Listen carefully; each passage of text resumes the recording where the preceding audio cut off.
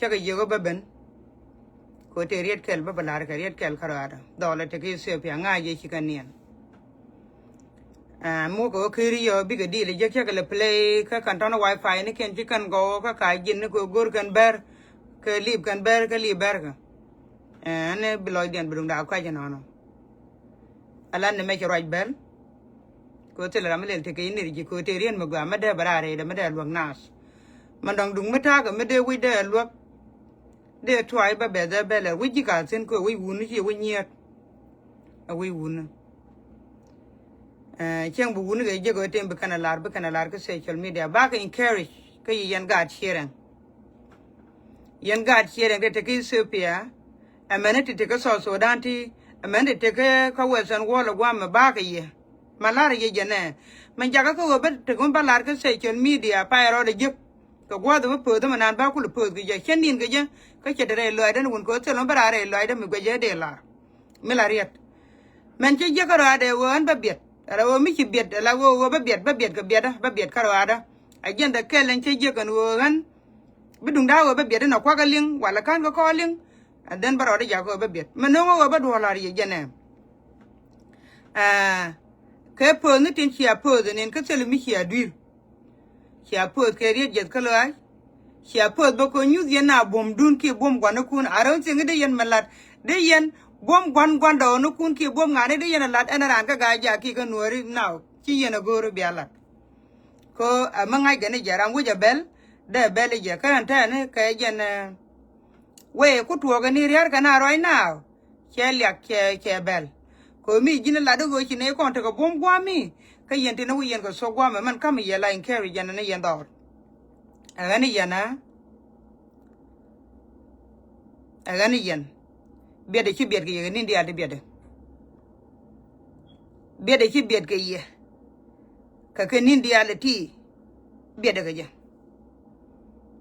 Chwara te ko malari yen ko tugdu ne men bia gora la warga ga nyok ki bia lara la riet. Biede ni ke biede chi aje go bia bied ke je ne gora ba balari chwara te ko malari yen. Te yen ga chuon ko de yen do lar. An mata nyuro ka live video te mi rana be be pere ka jogo mo. Be be yod che mon chena de ngach e cha yod ani mi ga ke ku mu ku li chol de kan ku blat ku mu a tok mi cha ye yod che amon ka te kara mi te jodun mi de ye kap ka ne gur be ye kap de yin dil bel ko ngur wan ku mi gwiken ka jis kun de linken ana na nga ye re do bia lo de bia ngach mi kana kon gwa kana ro do ko lut ke jen do ba mo Jiran mi ji chiuru tol ka ji te du che tol ka ji wang du che mot tel mala lung ani mi de ko no ka tweet man mi ji tweet man te ji mi che ku to ka ji tweet man du che gwa bi do ku ben ti je no point du ana ta ne ngu de ku la lung ne ka la ne mi ji point ko gwa cha ku ji ka la mi chiti aga ni chwara te ka mala de ne ko to du na me Palatin dia la dien ga social media ke wade bere ci loy du logo wala me jin jog ye mo yen palaje me ci loy du logo wala yen ga tiere nga ci agwar ke po no ke ciare de ci alar palaje gwado point dun wo perti no benede te dur walto to bu yen wan ko ga ke ti bu kun nyala baga palje ci ga me ci ko tu palje de biara lo ti bana kul nyurdi anta ga re bu yen bana nyurdi biya ci nga wi ci nga ye mo nyurde ye makana ta de te ye biya chu gwir ke biya chu mat gwa ke ala marwaj gwa ye lung marwaj mi chi ate ke riet ke ye ne dang rew ngaje je chi atu ka ngai ne ye wo chi atu ko wo yom tele ne ti ajok tin gwa mi ngai ke je to ke chi tu ke ye jen to ka la tu ko na pan dun na wo te ke we mi de ye ru dun ko de ye ru dun dang ke je chang la ye ne do ri ni ko tele kur biya kam na agani chwara te malari yene nyong magwa ya lung yene de ka gambel biya te ka kwel me de wo ke ye gwa do mi de yen ko de yen do ri yen te yen tin de yen ko lo gwa ko wo jene ti che ko bo blo de yene dio ki ne di ban pin de ke tweet man de kan lo kan gamen and then de yene ko de yene ti de yen ko lo ko do ri ne bel te le mi chala bel te la bel mi chi wo bel rana la chiera mo la chie tegi kaja muku gran la che te ke je ka telara me te yen ke je telara me te yen ke je e changara ran teleje te yen ke rodun ke chiandun ka tadun men ci tuogen ngai ko na me ci tuoga wantara na me chwara te ga malar yene bu wantara ba ne ko na ba ga dol chwara te malar yene chi mana da nuor ki ne di chal ke ga jak chwara te ga malar yene ko tugdu na me re di chala na won ci karong a jene ci wi de ka jene ci chub loide a wo chwara te ga rien malar yene ga jak ka chwara te ga rien malar yene nuor biedda ka bieduna bied ka bieduna ligene ne ko go wantara jana te ka goro tung nuore ka kuana tung nuore ka linga tung nuore morai kana ba tok ba dol ba teda padalo ba teda pat ba waka cha ko da ko rodiente bi ko wonyi chwara jalel ko go yen ba mande to gene tan kun ka tin dur wal tan kun ka bat ka tan kun kan ti to mata te mande to ga te mi yen go lele ngang nom la ngaka na de che len ka ni ye ko yen cha chi kun cha ga tul ka cha tet kun cha ka ngo ka yen wa ba wan kun cha ka mod ka yena te me jel yena we yana de yenu non dung kwan do no ko ne wale chi kana ko let kana de ne chi ko ne de no at this time ko yen generation ma do dia te genero do na cha ko su go ne kon ye de to de chi do te ngu me bene le te gwa to te gwa me gwa mi atin me de yen ye kun de yen gala re jamo tin a jena go ra la re yena ma te gwa me to me gwa ya tin gwa ma mi chi ara je bi a je kyanga do e bi ara kyanga do biaro dur je gwado ga biya yikun biya ga kuntin as a god sharing ta garuda ta ga ran community Caribbean ti biya yikun biya ga latin miji teji to ga de teji de ga nangane miji tangan ci do kana do berte kon ka matoro de do ko ku ti cien ka liu ci ja puje ana nyora lebo rodun ga dol kon tik pala roi ka te chol media che ngiran ye ka lengran ye ka ku gi ci me waji na wo da wo ko nak bana cho pak ba chi jantare chwara te ga molu yana kon ji welson wal der gwi ne ka jenin carry da as ni man wun e jenin ma in carry je man ni man wun e meta ga iner jinta de chu mu ai kam ma je mo mi che mai ga je te kwa don la na go de chu tun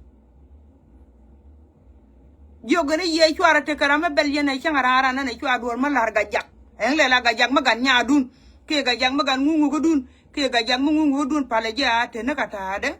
ka chwara do lar ko ki nuore ne ma ba de chwa jen gude tele me de lar ga be de nuore ko de ga lo te ka hallelujah de chiang de chu gwa ko de nuore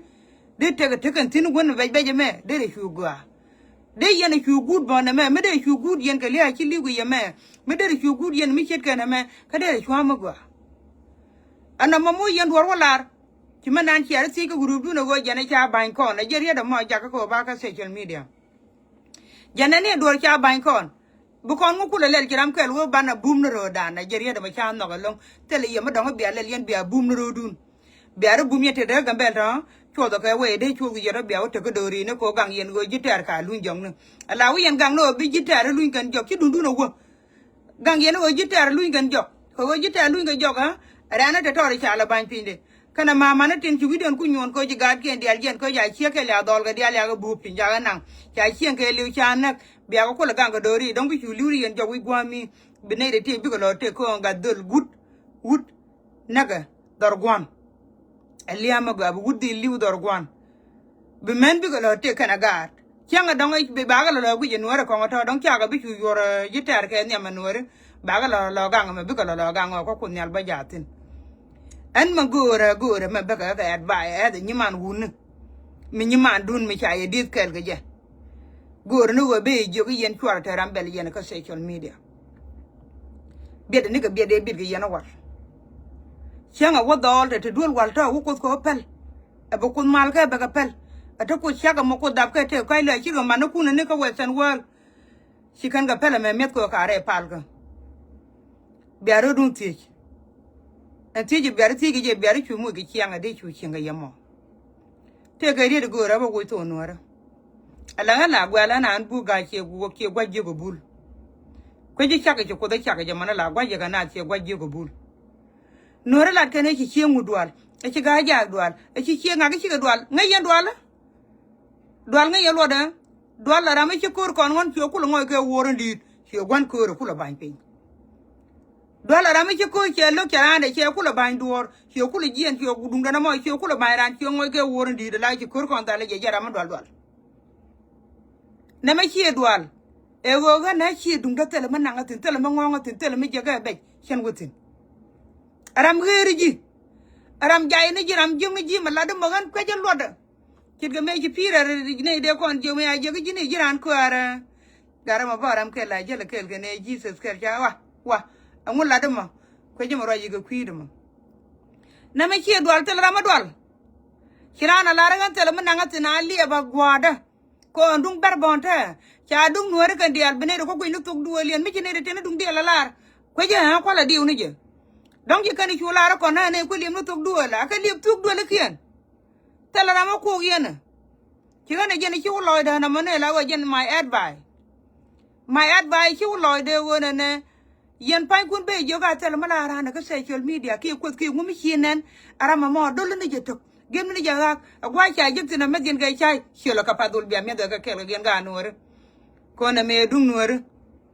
tel mi chia len mi chia uru na ba ku lo wa ka jeg bedde tel mi chia le changa kel me le diena me dunga ne ne tinat dungu mi chia palia wala e cha dot ka ye tel ram gora bia ku my advice tell ram go ra bia ko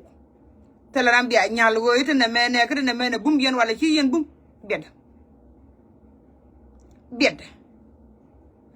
gaga tuk dun na me ci gane de ci do la kan la ra no tell man ngasin it's none of my business merka mala jalara it's none of my business ana ali ba gwada cyanga ba gwada bana ba gwada ba bala na me tell man ngasin ci dwal ajene jogi yan la gwa jaga na ke gwa jogo bulade e ki nyangu dwal ki nyangu dwal e ki ngungu ni ki dwal na me ki dwal e wo teleme nangasin ali e ba gwada teleme nangasin me ki kana me ne da to ki dwal kan chwara ka mu ke wet mi ki jalo da dwal ara mi ki dwor ku lon be ku lon ngan be ku lon e kana ko da gon bo chala poni je ko dwal ba ki pot ala poda pot arami a pot go kor yo me cha ju ku pot go kor ba wa nga cha pot you try your best ala kor te the queen dia la yar a duaj a pm kut la di le te the quicker ala wona me adwal me aram guru wa cha try ni je ci guru je bi try you don't even have enough to try your best bi renga bi ngoje rib bi ngoy bu gona kwa the butina na me e wo tele mun ngati na be da libru na nyurgu nyura po da kon galla da nyang tagal ayda ku yene kun wala nak yene kun ba ku le ben yo la wo dong te mu ge de belet ki ye ka ba ne ba gwe ne le wo yen wig na dun ja ne ka mi cha wig na dun ku nan ya cha win na ne dia la wo ji cheren ki su ki ne dia la ba gor ga social media ji cheren ki su ki ne dia la ba lat ga social media ji cheren ki su ne de chu gwel tele magori yana ka biya belka wala an jan ma yad baya da nyima dun chanki amun ten ngoda nyima nu forever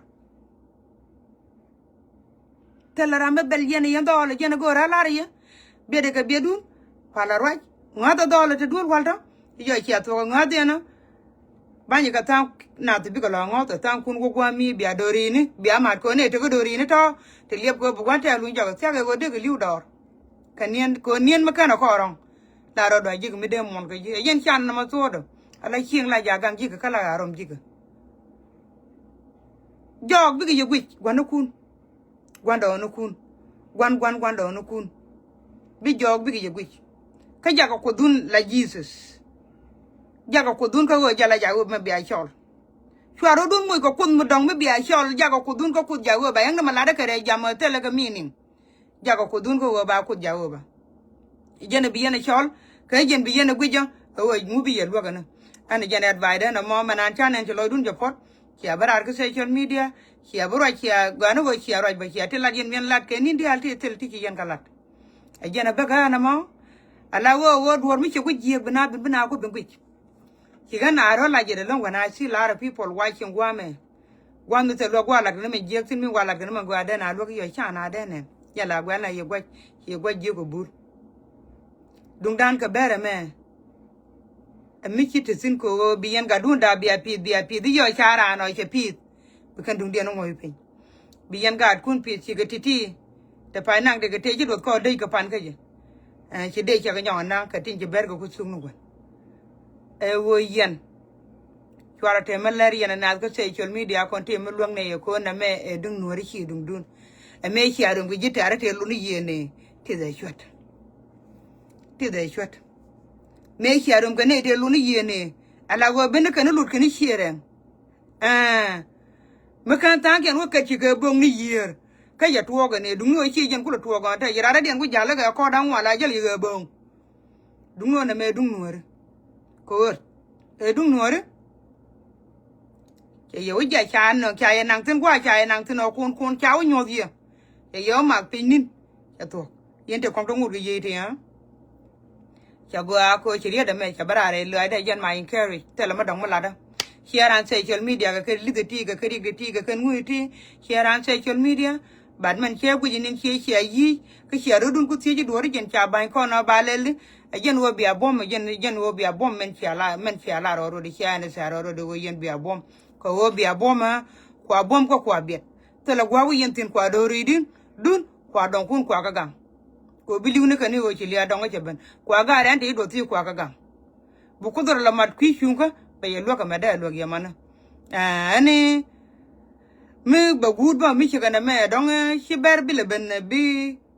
ka le bi nyin kana ka de chwa ma gwa long be no yo le ga le we ni ba ga lo ban chi nyu mi ba chi nyu mo nyo ko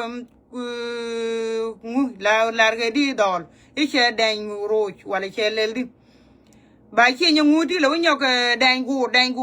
yo me de chi nyu ta lo nyo ka den gu ti mi ya chi den gu do run de chi nyu ta lo nyo ka den gu ba chi nyu da kong ba ga lo nyo ka den gu la ya thong no ri na ma no so do arian yo ga ni ye te la ram lu ye roi de ka social media ne da kong ta bel ga ro de ta la no ri ka roi ko no ri kong mi jiran ga wi jin wi ga chi rang yo amen mu jin wi ga chi rang yo wi jin ga chi rang ba ji na me ka tal pon da ba ji yo da ko ko roi ko in carry wa te ti ni ja la na lat ke ni dia la ti nga je wo chi aro ko social media tam la gen ko social media roi yen du lun ala du rang ma yari chi ari ala ka je roi yen tin mo da ko roi yen tin tele mu ko gen na no ri libra mana gwa de yo wo mo to ga ne dora me ara ne do gang dori ajana de la ri na mo ajana in carry gwa da na mo wo dol panken wo per dol to do wa do panken wo per o ko ngun bro do ko bluetooth be di ti ran dal ba gor gwa la go me di de riu ko gwan ne ne ja ga ni ko ngun kien kel ba gor gwa ba gor sin ni ba ko te celebration la ba te celebration la part metal tar pa de bang dong la jen bu wide de je go wide ko je gwa te sino ko je mo tuo ga na ga chana ngan mi ne na ki chen nin chana ngan mata de ki tu ngudi a jen go te lu ala bom dun te le mi ki nan ngod yen na gwada ru ne di te bi chong to me de la da nuore mo cha ba la ne chi kwi ga chi kwi chere sur ga ja chi kwi chere ngi charo de diu ko go chi chere dang die chi kan ban wi wunu a wi juru ni jan ba a wi ji ko ka wi ji rach ka we san wa amana gwami ngaji ga malat kan ma encourage e ji social media e go chan roi ka social media chan japal a jan ba bla ma tele energy ga ti dial ta mu tele rambella te na loy da ke wona ne gwa wo jin di ngaji wo mi chaji bungu chi mon te ga ram de widu lo wo piu no di ku la war kane wo mi chaji bungu chi mon de ji lo bandit de ji ku le cham ka cha ngaji wona ne pu de randu ba de ku te ga ri ka ta di jen de ye winna do ko ni shuji di ko de winna shuje dian a cha ne na ga je bi gar ga social media ayo wa chi mai kin su bi gar ga social media atela ka da ya a jene chi wangu janan ki nan tin chi men ken chi gete ne chi mai chi ran ba war kan gurum da na tin chi ran chi gete ne ko chi na wan ken nan tin ko ba true story ba ja balat tela nuara belka tela ga jaga belka chuara te garan bel yene dun kwaro le chollo do lube ai cho da loy dun te la ram bel yene re situation kana ma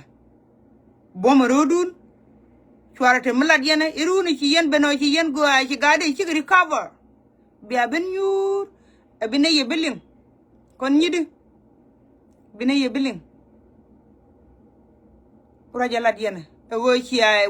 tegandi yene ci ay yan piñe tegandi yen bi tege ye mona re nene tinas weruda bom na bom ke yen ga lo ni me ci loy da baat pan ka je che yat ke so pia che ro ke wun mi di che ye ki wi ru me la ya che le ga lo ni no wal ni ka ka mane ki wi ru che pala na mo ke yen ga lo ni cha tim pya wi de ke ko chi loy da che pan ni che loy da cha nga na me rieng no re dia a kun nyal moy no re ka wang mi bin nen ga ka mi be kana sung ni ko dien ko ji kan bia kwan ten ne ne ten chiang ka je ka ya ka ten nak kwai kien de pis kan ka kanak don kien de ko kulo pot mi ji lia den ben kana ngwana kien ten de we kulo ram chung a ko le wang ne te chia le no re jen de la no re na mo but my message ke ye yan ga ruda social media taram belien ten gar ni kuno ko no gor yen ne taram belien telo bum yen ka telo ram belien na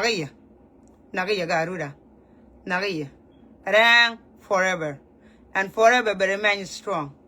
tel lo goriana tel bel gorgo teram gorgo ba ga na akun malka article gi na me message dun ka lu do ne yaram ling belien ko message social media me chala ra kan lo dun kon longtin akan lo dun kon long chua la ga ci me ci ga du ma ko ne me ci je ku ge je de yen ka ma ko a ci la ga ni yen ga kwa bet ci ken yen ko ling kwa bet ci ken yen ko ling no no chua la ga ka yen go ra na mo lo ko mu yen ga yo yen be yen ci yi pa yen de ko nya ken je de na pa ji mo te ka ba ka ken yen ga ne je ga te na ka dul wala le yel ngang no la nga ka na ba nga bi ale nyin ga na ba la wo